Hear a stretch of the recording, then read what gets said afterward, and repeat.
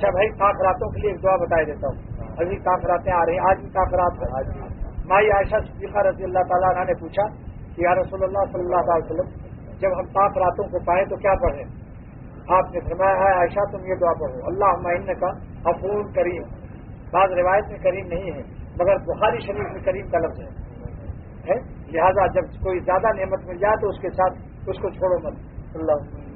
اللہم انک عفو کریم، یہ دعا سکھا رہا ہوں. اللہم انک عفو کریم تحب العفو فاعف عنی. اللہم انک عفو کریم تحب العفو فاعف عنی. اللہم انک عفو کریم تحب العفو فاعف عنی. اس کی شرح کیا ہے؟ محدث عظیم نے 11 جلدوں میں جس نے شرح لکھی مشکات شریف، وہ شرح کرتے ہیں اللہم انک عفو اے انک انت کثیر العفو، یعنی بہت زیادہ معافی دینے والے ہیں. اور کریم کے معنی ہے الذی یعطی بدون الاستحقاق، یعنی جو نالائق ہو، نائل ہو، حق نہیں بنتا پھر بھی اس کو محروم نہ کیا جائے. تو کریم سے پالا پڑا انشاءاللہ تعالیٰ، کریم سے پڑا پالا انشاءاللہ تعالیٰ. کیوں بھائی؟ کریم سے پڑا پالا انشاءاللہ تعالیٰ. کام بنے گا یعنی یا کریم. اس کریم کے معنی کیا ہے؟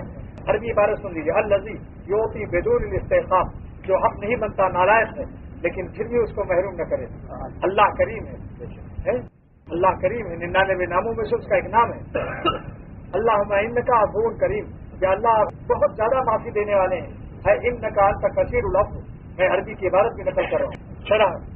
اور کریم بھی ہیں آپ. کیا مطلب کہ آپ معافی دینے میں قابلیت تلاش نہیں کرتے، نالائقوں کو بھی معاف کر دیتے ہیں.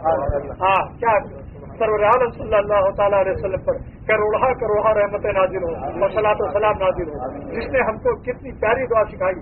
اللہم انک عفو کہو کہ اللہ آپ بہت معافی دینے والے ہیں. مگر سرور عالم صلی اللہ علیہ وسلم نے دیکھا کہ میری امت نالائق بھی ہے، شاید اپنی نالائقی کے سبب سے معافی کے قابل نہ ہو، تو کریم کہلا دیا کہ نالائقی کے باوجود معافی ہو جائے. کریم کے کیا معنی ہے؟ جو نالائقوں کو بھی محروم نہ کرے. آپ سرور عالم صلی اللہ علیہ وسلم کی شان کرم کو تو دیکھو کہ اپنی امت کی کیسی فکر کری اور کیسا کام بنایا کہ نالائقوں بھی محروم نہ رہے. سبحان اللہ. صلاۃ و سلام بے شمار اس ذات گرامی پر صلی اللہ تعالیٰ علیہ وسلم.